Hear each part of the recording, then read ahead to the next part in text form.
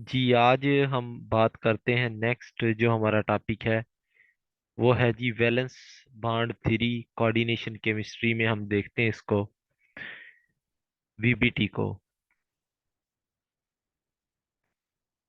अच्छा जी, वीबीटी क्या कहती है? हमने वैसे केमिकल बॉन्डिंग में ये बात पढ़ी थी कि कोवलेंट बॉन्ड जो होते हैं, कोवलेंट बॉन्ड किस तरह से बनते हैं ये हमने देखा था कि ओवरलैपिंग ऑफ एटॉमिक ऑर्बिटल जो होते हैं,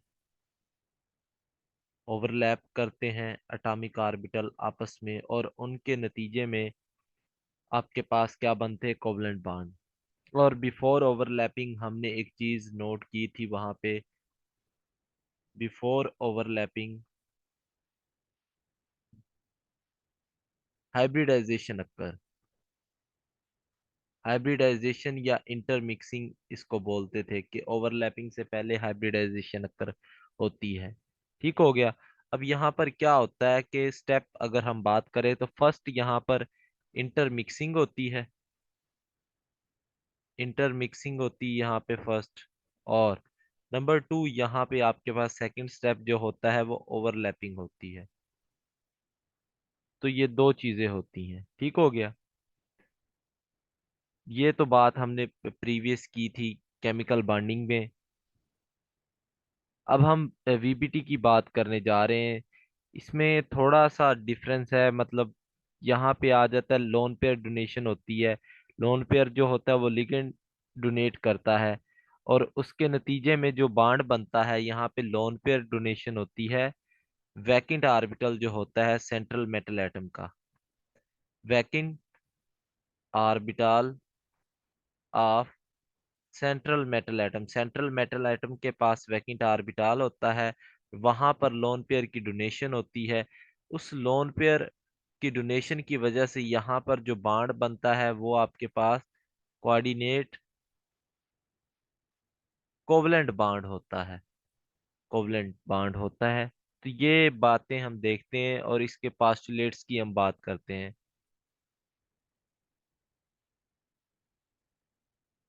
पास्टुलेट्स ऑफ वीबीटी। तो वीबीटी के कुछ पास्टुलेट्स हैं वो हम देखते हैं जी। नंबर वन इसका पास्टुलेट है कि number of lone pairs donated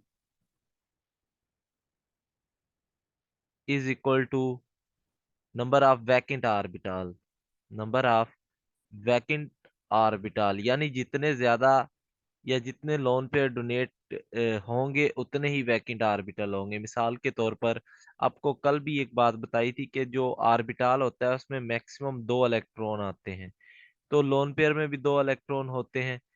तो इट मीन्स कि अगर 6 ऑर्बिटल हैं तो 6 लोन पेयर डोनेट हो गए, 12 ऑर्बिटल वैकेंट है तो 12 लोन पेयर डोनेट हो जाएंगे। तो ये पहला पॉइंट है। दूसरा पॉइंट ये होता है कि all vacant orbital, vacant orbitals of central metal atom are mixed together, mixed together to form hybridize orbital, hybridized orbital बनाते हैं। यानी तमाम जो वैकेंट ऑर्बिटल होते हैं वो आपस में मिक्स करते हैं, और उसके नतीजे में आपके पास वैकेंट हाइब्रिडाइज्ड ऑर्बिटल बनते हैं। तो ये सेकंड पॉइंट था इसका। इसके बाद अगर हम बात करें थर्ड पॉइंट की, कि लिगेंड्स जो होते हैं ये आपको लोन पेयर देते हैं, lone pair of electron to central metal atom, central metal atom को ये लोन पेयर ऑफ इलेक्ट्रॉन देंगे, और इसके नतीजे में जो बॉन्ड बनेगा वो कोऑर्डिनेट कोवलेंट बॉन्ड होता है। ये हम बात कर चुके हैं। फोर्थ पॉइंट है आपके पास हाइब्रिडाइजेशन एंड स्ट्रक्चर। अब देखिए कोऑर्डिनेशन केमिस्ट्री में थोड़ा सा डिफरेंस आ जाता है, ज्यादा नहीं। इसका स्ट्रक्चर और हाइब्रिडाइजेशन इसकी जो चेक करते हैं यहाँ पे, चूंकि डी ऑर्बिटल इन्वॉल्व होता है तो उसके अकॉर्डिंग फिर हम स्ट्रक्चर और हाइब्रिडाइजेशन देखते हैं। मैं आपको बता देता हूँ कि कोऑर्डिनेशन नंबर 2 हो थ्री हो, फोर हो, तो क्या हाइब्रिडाइजेशन होगी, एक टेबल बना के सब बातें बता देता, और स्ट्रक्चर क्या होगा। अच्छा जी, कोऑर्डिनेशन नंबर अगर आपके पास टू है तो एसपी हाइब्रिडाइजेशन होगी, और स्ट्रक्चर जो होगा वो लीनियर होगा।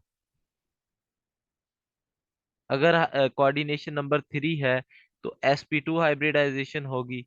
ये वैसे ही है जैसे क्योंकि टू है तो एक एस और एक पी, समझ लें आप, वहां पर जो हम डिस्कस करते आ रहे थे।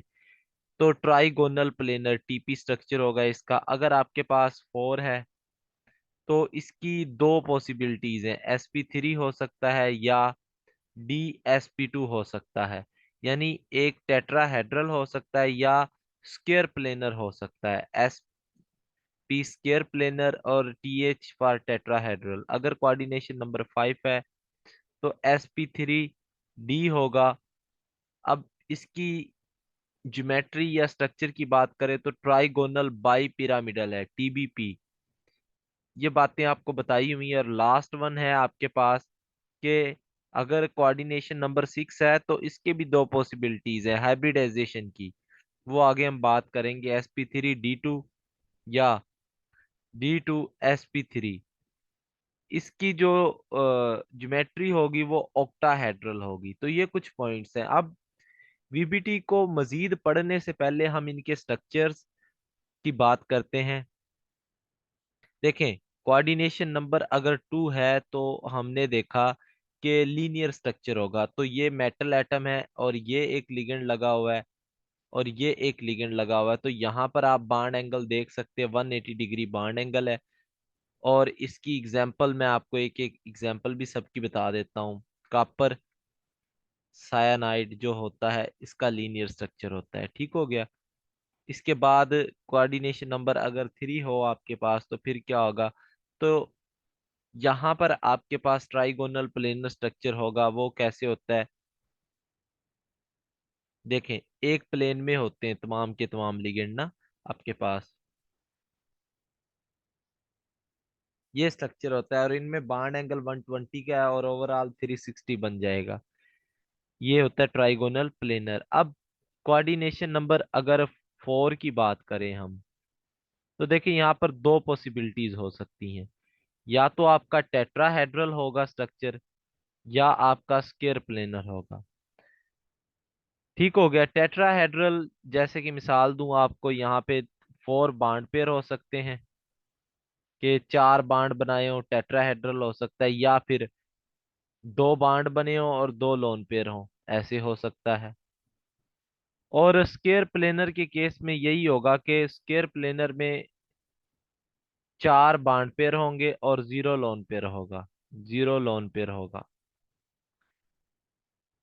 अब यहाँ पे ना एक कॉन्सेप्ट होता है वीक फील्ड लिगेंड और स्ट्रॉन्ग फील्ड लिगेंड का। अभी के लिए आप ये बात याद रखें कि वीक फील्ड लिगेंड क्या है और स्ट्रॉन्ग फील्ड लिगेंड क्या है, वो बाद में बात करेंगे। अभी आपने एक बात याद रखनी कि sp3 हाइब्रिडाइजेशन तब होगी, यानी उसका जो स्ट्रक्चर है टेट्राहेड्रल तब होगा जब आपके पास वीक फील्ड लिगेंड होगा। और dsp2 हाइब्रिडाइजेशन तब होगी, या इसका स्ट्रक्चर जो आपके पास स्क्वायर प्लेनर तब होगा जब आपके पास स्ट्रॉन्ग फील्ड लिगेंड होगा। अब सर, वीक फील्ड लिगेंड से मुराद होती है ऐसा लिगेंड जो पेयरिंग नहीं करवाता। यानी आपके पास ये थे इलेक्ट्रॉन्स, ये तीन इलेक्ट्रॉन मौजूद थे, हंड रूल्स के अकॉर्डिंग हमने इनको, आप कह सकते हैं कि ऐड किया ऑर्बिटल्स में, एक एक इलेक्ट्रॉन डी जनरेट थे। अब जो वीक फील्ड लिगेंड होता है ना सर, उसके पास इलेक्ट्रॉन डेंसिटी कम होती है, इलेक्ट्रॉन डेंसिटी लेस होती है। इलेक्ट्रॉन डेंसिटी कम होने की वजह से जब वो मेटल को अप्रोच करता है तो मेटल के इलेक्ट्रॉन्स और उसके इलेक्ट्रॉन्स के दरमियान रिपल्शन कम होती है। इसी रिपल्शन की वजह से वो पेयरिंग नहीं करवा पाता, कम रिपल्शन होती है ना। तो एक वीक फील्ड लिगेंड इसको बोलते हैं जो पेयरिंग ना करवा सके। क्यों नहीं होती सर? क्योंकि कम रिपल्शन होती है। रिपल्शन होगी तो ये इलेक्ट्रॉन जंप करेंगे इधर से इधर, इधर से इधर। अब सर जो स्ट्रॉन्ग फील्ड लिगेंड होता है उसके पास इलेक्ट्रॉन डेंसिटी ज्यादा होती है, वो इलेक्ट्रॉन देने की सलाहियत ज्यादा रखता है। जैसे कार्बन डोनर हो गए, अब बताया था ना, कार्बन और नाइट्रोजन वगैरह जो होते हैं ये अच्छे डोनर होते हैं, जबकि फ्लोरीन, ऑक्सीजन टाइप हो गए, क्लोराइड हो गए, क्लोरीन हो गए, ये अच्छे डोनर नहीं होते सर, इनकी इलेक्ट्रोनेगेटिविटी हाई होती है। ये क्यों डोनेट करेंगी, ये तो इलेक्ट्रॉन लवर है। तो ये वीक फील्ड लिगेंड होते हैं, और जो स्ट्रॉन्ग फील्ड लिगेंड होते हैं वो कार्बन पर मुश्तमिल होते हैं, वो उन्हें लगाव ही नहीं होता इलेक्ट्रॉन से, वो चाहते हैं कि इलेक्ट्रॉन डोनेट कर दिए जाएं। तो जब कार्बन डोनर कोई आए तो ये क्या करेगा, रिपल्शन बहुत ज्यादा करेगा, क्योंकि इनके पास इलेक्ट्रॉन देने की सलाहियत बहुत ज्यादा है। तो रिपल्शन होगी तो ये इलेक्ट्रॉन यहां से गायब होकर इधर आएगा। तो ये पेयरिंग होती है, तो इसको बोलते हैं आप पेयरिंग और अनपेयरिंग। अगर पेयरिंग होती है तो फिर आपके पास स्ट्रॉन्ग फील्ड लिगेंड है, अगर पेयरिंग नहीं होती तो वीक फील्ड लिगेंड है। ये अभी के लिए कॉन्सेप्ट समझ ले, वीक फील्ड और स्ट्रॉन्ग फील्ड लिगेंड का। इसके बाद अगर हम बात करें कोऑर्डिनेशन नंबर 5 की, तो सर ये आपके पास ट्राइगोनल बाई पिरामिडल ज्योमेट्री होगी इसकी। ट्राइगोनल बाई पिरामिडल ज्योमेट्री वो कुछ इस तरह से होती है।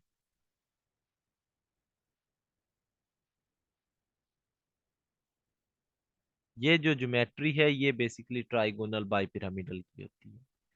और कोऑर्डिनेशन नंबर 6 से आप वाकिफ हैं, ऑक्टाहेड्रल ज्योमेट्री है। अब यहाँ पर हाइब्रिडाइजेशन दो तरह से हो सकती है।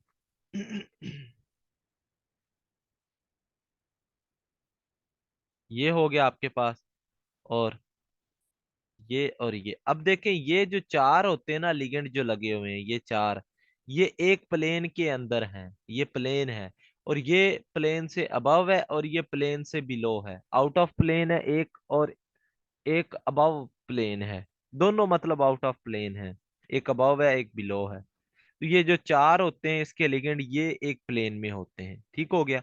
अब ये मैंने स्ट्रक्चर आपको बता दी है, अब हम बात करते हैं अपने फिफ्थ पॉइंट की, वो ये है कि डी ऑर्बिटल जो होता है ना ये दो तरह से इन्वॉल्व हो सकता है। एक आपके पास ये हो सकता है inner, inner D orbital involve हो सकता है। सर इनर कौन सा होगा, सर जो थ्री डी इन्वॉल्व होता है ना, N-1 इसको बोलते हैं थ्री डी, ये इनर होता है। और या आउटर हो सकता है। आउटर कैसे होगा, जब एग्जाम्पल करेंगे ना हम तब आपको सारे कॉन्सेप्ट क्लियर हो जाएंगे।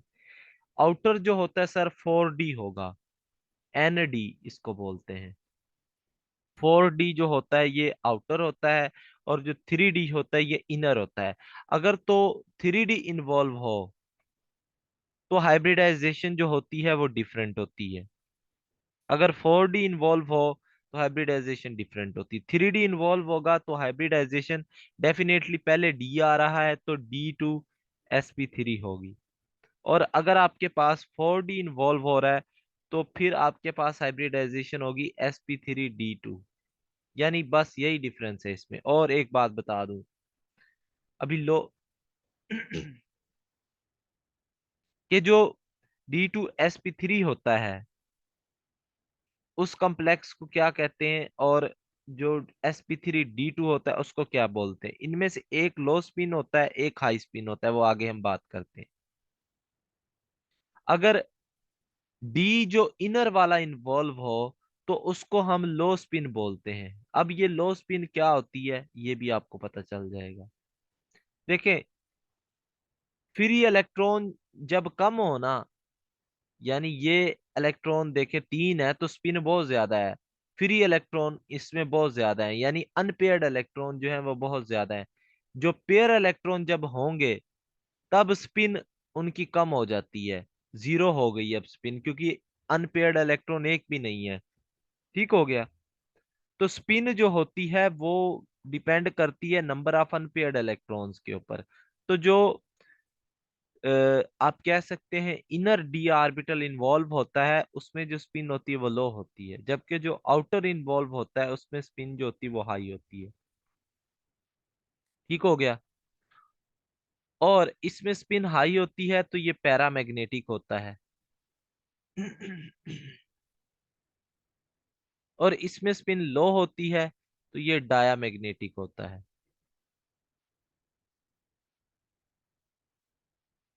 इसके बाद एक क्वेश्चन आता है, मैग्नेटिक मोमेंट कैसे निकालना है। नंबर 6 पॉइंट या 7 कर लें या 6 कर लें, आपकी मर्जी। मैग्नेटिक मोमेंट देखें, डेफिनेटली इलेक्ट्रॉन्स प्रेजेंट होते हैं तो उनकी वजह से कुछ ना कुछ मैग्नेटिक फील्ड प्रोड्यूस होती है। उस मैग्नेटिक फील्ड को मेजर करने के लिए मैग्नेटिक मोमेंट हम यूज करते हैं। तो म्यू इसको रिप्रेजेंट करता है। ये इसका फार्मूला सिंपल है, एन, ये n × n+2, ये पीपीएससी क्वेश्चन में भी आया हुआ है और ये पूछा गया था। ये बीएम, बोहर मैग्नेटॉन, ये होता है बेसिकली, ये मैग्नेटिक मोमेंट का यूनिट है। ये पूछा गया था कि किसका यूनिट है। तो इसकी वैल्यू जो मैं आपको बता देता हूँ, 9.24 10⁻⁻24 जॉउल पर टेस्ला। ये मैग्नेटिक फील्ड है ना, उसका यूनिट। तो जॉउल पर टेस्ला, टेस्ला जो होता है मैग्नेटिक फील्ड का यूनिट होता है। तो बोहर मैग्नेटॉन, और एन यहाँ पे सर आपके पास नंबर ऑफ अनपेयर्ड इलेक्ट्रॉन्स है, कि आपके पास कितने अनपेयर्ड इलेक्ट्रॉन्स हैं, वो आपका जो होता है वो एन होता है। ठीक हो गया जी। नंबर ऑफ अनपेयर्ड इलेक्ट्रॉन्स अगर आपको मालूम हो जाएं तो आप क्या कर सकते हैं, आप मैग्नेटिक मोमेंट जो होता है उसको कैलकुलेट कर सकते हैं। इसके बाद जो आपके पास है 7th पॉइंट, वो यही है कि इनर कॉम्प्लेक्स जो होते हैं। अब इनर जो होते हैं, ये एक तो आपको पता है लो स्पिन रखते हैं, लो स्पिन रखते हैं, मतलब इनमें पेयरिंग ज्यादा होती है, इलेक्ट्रॉन्स पेयर होते हैं। अब पेयरिंग वाले जो होते हैं वो मोर स्टेबल होते हैं, ये आपको बात पता है। तो ये सर मोर स्टेबल होंगे। इनर वाले जो होते हैं ये स्टेबल कॉम्प्लेक्स होते हैं, जबकि जो आउटर वाले होते हैं, आउटर वाले जो कॉम्प्लेक्स होते हैं ये लेस स्टेबल होते हैं। तो ये वीबीटी के मेन पास्टुलेट्स थे। अब कुछ स्पेशल पॉइंट्स की भी हम बात कर लेते हैं, चलें। स्पेशल पॉइंट्स ये एक्सेप्शंस के तौर पर लीजिएगा इनको। एक्सेप्शंस तो बहुत हैं इसमें, ऐसे वीबीटी में। देखिए, पहला जो पॉइंट मैं आपको बताता हूं वो ये है कि जो कॉम्प्लेक्स होते हैं जिंक, कैडमियम और मरकरी के, ये टेट्राहेड्रल होते हैं और ये डायामैग्नेटिक होते हैं। डाया होते हैं क्योंकि सर इनका जो डी ऑर्बिटल होता है ना वो कंप्लीटली फिल्ड होता है। इनका जो डी ऑर्बिटल होता है वो पेयर्ड अप होता है, पेयर्ड होता है। ठीक हो गया, अनपेयर्ड इलेक्ट्रॉन नहीं होता, इसलिए ये डाया होते हैं, जिंक, कैडमियम और मरकरी। इसके बाद एक और पॉइंट बता देता हूं आपको कि जो NH3 होता है ये तो स्ट्रॉन्ग फील्ड लिगेंड है, ये स्ट्रॉन्ग फील्ड लिगेंड है, ये पेयरिंग करवाता है।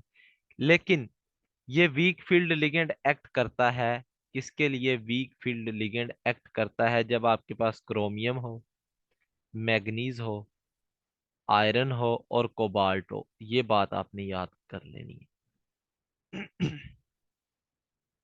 तीसरा पॉइंट, जनरली जो ऑक्सीजन डोनर होते हैं, ये बात मैंने आपको बताई है, ये ऑक्सीजन डोनर जो होते हैं ये वीक फील्ड लिगेंड होते हैं। लेकिन ऑक्सीजन डोनर जो स्ट्रॉन्ग फील्ड लिगेंड के तौर पर एक्ट करते हैं वो कॉपर और कोबाल्ट +3 के लिए, याद रख लें। इन सब में जो ऑक्सीडेशन स्टेट थी वो +2 थी।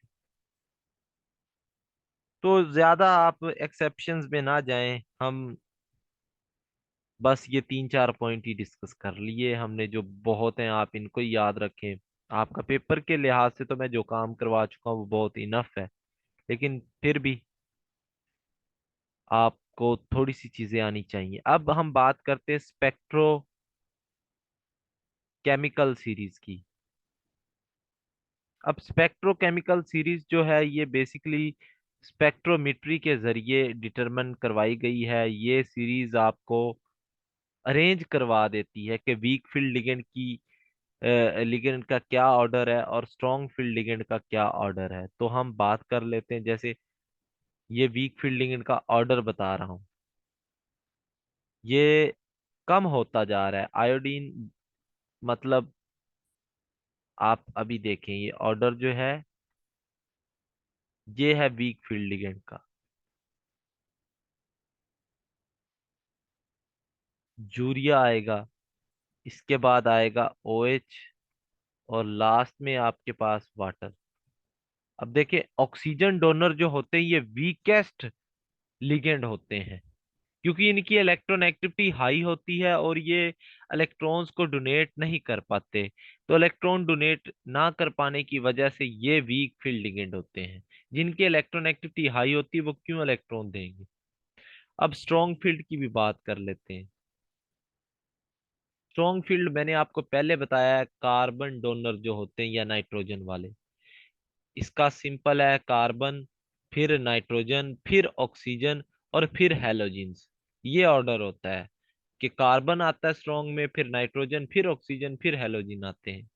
क्योंकि हैलोजन में फ्लोरीन आ जाता है टॉप पे, उसकी इलेक्ट्रोनेगेटिविटी बड़ी हाई होती है। तो सर इसका ऑर्डर ये है। ये स्पेक्ट्रो केमिकल सीरीज है जो आपको बता रही है कि वीक फील्ड लिगेंड कौन सा है और स्ट्रॉन्ग फील्ड लिगेंड कौन सा है। ये ग्लाइसिन है, अम, अमोनिया है, पिरिडीन है। पिरिडीन के बाद आपके पास आ जाएगा इथाइलिन डाइअमाइन, EN आ जाएगा, फिर आ जाएगा इथाइली डाई पिरिडीन, डाइपिरिडीन। डाइपिरिडीन के बाद आपके पास NO3 नेगेटिव, फिर साइनाइड, एंड फिर CO। अब आप देख रहे हैं यहाँ पर कि जो आपके पास ये हैं नाइट्रोजन और कार्बन डोनर, ये एंड पे आ रहे हैं। मोस्टली जो केसेस में आप देख रहे हैं कार्बन के साथ जो कंपाउंड है वो एंड पे आ रहे हैं, और ये स्ट्रॉन्गेस्ट लिगेंड होते हैं, याद रखें स्ट्रॉन्ग फील्ड लिगेंड है। तो ये ऑर्डर था स्पेक्ट्रोकेमिकल सीरीज का। इसके बाद अगर हम बात करें एग्जाम्पल्स की,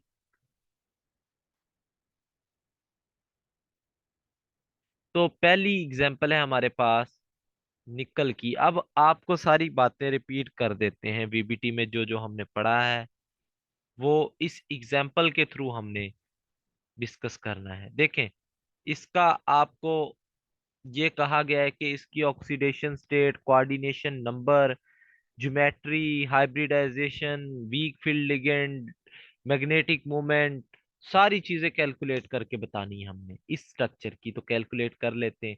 देखिए पहले हम निकाल लेते हैं कोऑर्डिनेशन नंबर। तो कोऑर्डिनेशन नंबर आपको पता है कि number of lone pair donated. अब एक क्लोरीन सर एक लोन पेयर देता है, तो चार है तो सर चार देगा, तो इट मींस इसका कोऑर्डिनेशन नंबर 4 हो गया। अब आपको ये बात पता चल गई कि कोऑर्डिनेशन नंबर 4 है। अब ऑक्सीडेशन स्टेट निकाल लेते हैं। ऑक्सीडेशन नंबर सर इसका 4 में से -2 कर दे तो +2 आ जाएगा, तो ये आपको ऑक्सीडेशन नंबर निकल के आ गया। बहुत आसान है। इसके बाद सर हाइब्रिडाइजेशन निकाल लेते हैं। तो हाइब्रिडाइजेशन निकालने के लिए आपको इलेक्ट्रॉनिक कॉन्फ़िगरेशन का पता होना चाहिए। ये पहला A है, ये B है। अब सारी चीजें आपको रिवाइज हो जाएंगी यहाँ पर। ये C है। देखिए जो निकल है यहाँ पर +2 की फॉर्म में, यानी इसने 2 इलेक्ट्रॉन लॉस किए हुए हैं। तो इसकी जो हाइब्रिडाइजेशन होगी वो इस तरह से होगी। इसके 3D में 8 इलेक्ट्रॉन है। अब याद रखें पहले आपने सिंगल सिंगल इलेक्ट्रॉन फिल करना होता है हंड्रेड रूल के अकॉर्डिंग। और इसका जो 4s है और 4p है ये वैकेंट है। अब आप खुद से ही फैसला कर लेंगे कि इसकी हाइब्रिडाइजेशन। अब आपको एक बात पता होनी चाहिए, क्लोरीन जो होता है ये वीक फील्ड लिगेंड है, ये पेयरिंग नहीं करवाएगा। ये जो इलेक्ट्रॉन सिंगल सिंगल प्रेजेंट है ना, ये ऐसे ही रहेंगे। अगर कोई स्ट्रॉन्ग फील्ड लिगेंड होता तो ये इलेक्ट्रॉन की जंपिंग करवा के यहाँ पे पहुंचा देता, लेकिन क्लोरीन है सर तो परेशान होने की जरूरत नहीं है। तो पेयरिंग नहीं करवाएगा। अब आपको पता है चार यहाँ पे क्लोराइड या क्लोरीन के एटम लगे हुए हैं, तो ये चार लोन पेयर डोनेट करेंगे। एक इसको देंगे, एक क्लोराइड यहाँ देगा 4s को, और तीन जो डोनेट होंगे वो 4p को डोनेट होंगे। तो आप खुद से इसकी हाइब्रिडाइजेशन कैलकुलेट कर सकते हैं क्या होनी है। sp3 होगी, क्योंकि इसमें एक s मिल रहा है और तीन p मिल रहे हैं, तो इसकी हाइब्रिडाइजेशन क्या होगी सर, sp3 होगी। बहुत आसान है, हमने तीन चीजें इसकी मालूम कर ली हैं। फिर फोर्थ पॉइंट आ जाता है सर, इसका मैग्नेटिक मोमेंट कैलकुलेट कर लें। वो कैलकुलेट कर लेते हैं, वो म्यू से रिप्रेजेंट करते हैं, उसका फार्मूला होता है n × n+2। तो सर इसमें नंबर ऑफ अनपेयर्ड इलेक्ट्रॉन दो हैं, एक ये वाला और एक ये वाला, तो 2 तो सर ये आ जाएगा √8। ये इसका मैग्नेटिक मोमेंट हो गया। अब इसमें तो कोई डी ऑर्बिटल इन्वॉल्व नहीं हो रहा, तो हम लो स्पिन या हाई स्पिन की बात ही नहीं करेंगे, क्योंकि इसमें तो डी कोई भी इन्वॉल्व नहीं हो रहा, तो तभी हम बात करेंगे जब डी इन्वॉल्व होगा। इसके बाद अगर आप इसका वो नहीं स्पिन मल्टीप्लिसिटी निकालना चाहते हैं तो वो भी निकाल सकते हैं। उसका फार्मूला बता देता हूँ। Spin multiplicity nuclear magnetic resonance में भी बताया था, 2s+1। तो सर दो एस जो होता है अनपेयर्ड इलेक्ट्रॉन है, 2 × अनपेयर्ड इलेक्ट्रॉन इसमें कितने हैं आपके पास, 2। तो एक की जो स्पिन मल्टीप्लिसिटी होती है वो 1/2 होती है, तो टू की कितनी होगी, 1/2। 1/2 टू हो जाएगी, 1 हो जाएगी। तो सर 1 से मल्टीप्लाई कर दें, +1 कर दें, तो ये 3 आ जाएगी स्पिन मल्टीप्लिसिटी इसकी। इसके बाद एक और एग्जांपल देख लेते हैं हम। ये कम्प्लेक्स जिसकी हम बहुत दफा बात की है, इसको अब हम स्टडी करते हैं जी। देखें, इलेक्ट्रॉनिक कन्फिग्रेशन इसकी निकाल लें। ऑक्सीडेशन स्टेट इसकी आयरन की +2 है यहाँ पे, और कोऑर्डिनेशन नंबर 6 है, वो हम बात ही नहीं कर रहे अब। तो इसकी अब इलेक्ट्रॉनिक कन्फिग्रेशन और हम ज्योमेट्री के ऊपर बात करेंगे। आर्गोन 18, पीछे बचता है 3d6 और 4s0।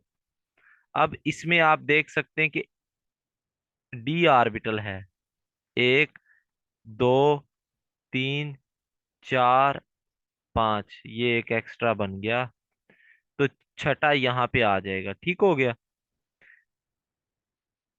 और 4s इसमें है और 4p इसमें वैकेंट है। अब सर आपको पता होना चाहिए सायानाइड जो होता है ये स्ट्रॉन्ग फील्ड लिगेंड है। अब सायानाइड क्या करेगा, जब इस मेटल को अप्रोच करेगा तो ये बड़ी जोर से रिपल्शन करवाएगा, और रिपल्शन की वजह से इलेक्ट्रॉन जो होंगे वो जंप करेंगे और पेयर्ड फॉर्म में चले जाएंगे ऐसे।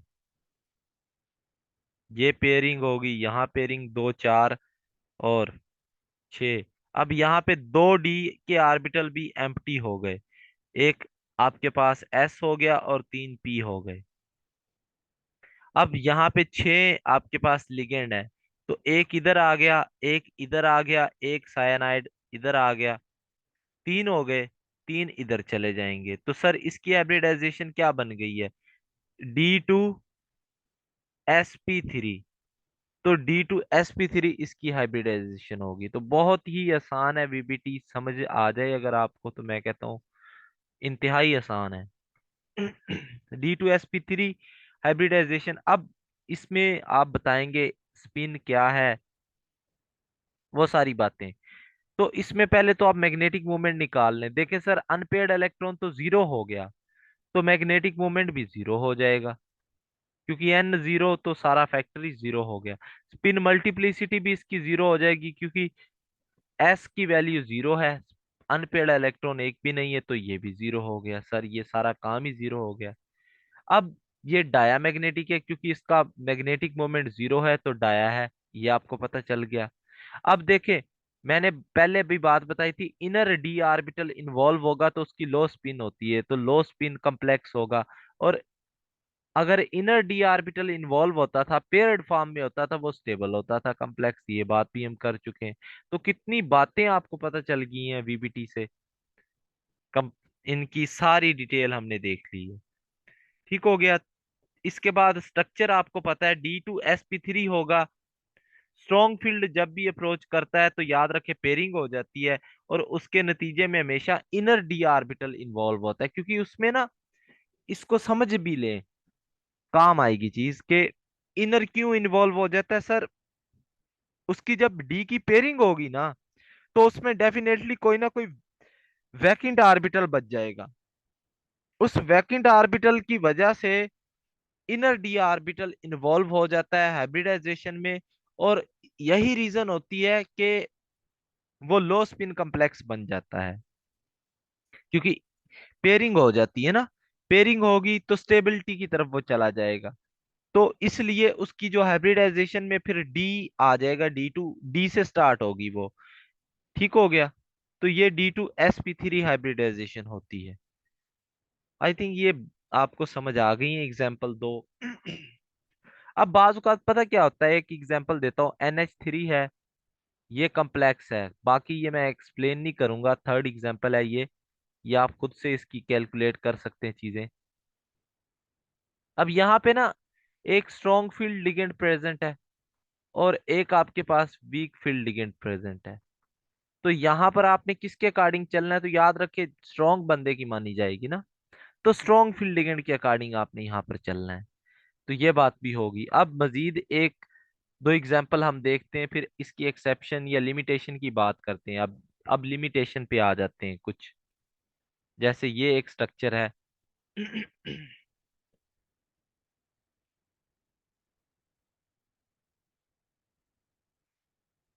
देखें जी, अब कॉपर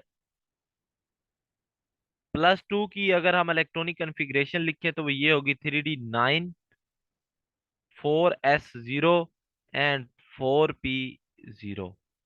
अब सर, इसकी अगर हम इलेक्ट्रॉन फिलिंग करें यहाँ पर, तो ये इस तरह से होगी। अब एक इलेक्ट्रॉन बचता है यहाँ पे। अब यहाँ पे अगर वीक फील्ड लिगेंड होता तो हमें प्रॉब्लम नहीं थी। अब यहाँ पे नाइट्रोजन लगा हुआ है जो कि एक स्ट्रॉन्ग फील्ड लिगेंड होता है। अब सर, ये एक इलेक्ट्रॉन अकेला कैसे बच सकता है? इसकी भी पेयरिंग होनी चाहिए थी। तो कोई भी ऑर्बिटल वैकेंट तो है नहीं, क्योंकि मैक्सिमम 2 इलेक्ट्रॉन आ सकते हैं ऑर्बिटल में। तो यहाँ पर आप देख सकते हैं कि कोई भी जो ऑर्बिटल है वो वैकेंट नहीं है, तो इसकी पेयरिंग नहीं हो सकती। फिर इसकी पेयरिंग नहीं हो सकती, ये वीबीटी की लिमिटेशन है कि वीबीटी इसको एक्सप्लेन नहीं कर पाती। अब क्या होता है, यहाँ पे जब भी ऐसा केस आएगा तो ये जो इलेक्ट्रॉन होगा हम इसको जंप करवा देंगे आखिरी पी में। ये एक लिमिटेशन है वीबीटी की। तो ये आपके पास बन जाएगा कि वीबीटी जो सिंगल इलेक्ट्रॉन बच जाता है उसको एक्सप्लेन नहीं कर पाती। वो यहाँ पे आ जाएगा। अब आप देखेंगे कि इसमें एक डी इन्वॉल्व हो रहा है, एक एस हो रहा है, और 2 पी हो रहे हैं। तो D sp2, तो इसका स्ट्रक्चर आप उसके अकॉर्डिंग फिर बता देंगे। स्केयर प्लेनर इसका स्ट्रक्चर है। और मैंने आपको एक बात पते की बताई भी है कि जब भी स्ट्रॉन्ग फील्ड लिगेंड होगा स्केयर प्लेनर होगा, लेकिन जब भी वीक फील्ड लिगेंड होगा तो उसका जो स्ट्रक्चर होगा वो sp3 वाला होगा, टेट्राहेड्रल होगा। क्यों? क्योंकि इसमें डी जो होगा वो पेयर्ड फॉर्म में नहीं होगा। वो फिर आप कहेंगे कि अगर उसमें हाइब्रिडाइजेशन ही नहीं होगी डी की, तो उसमें एस होगा और 3 पी मिलेंगे, जो कि हम आगे देख रहे हैं 4S और 4P मिल जाएंगे। तो ये सारा मामला वहीं पे खत्म हो जाता है। आप लोग दोबारा से मीटिंग ज्वाइन करें, फिर हम इसको देखते हैं मजीद।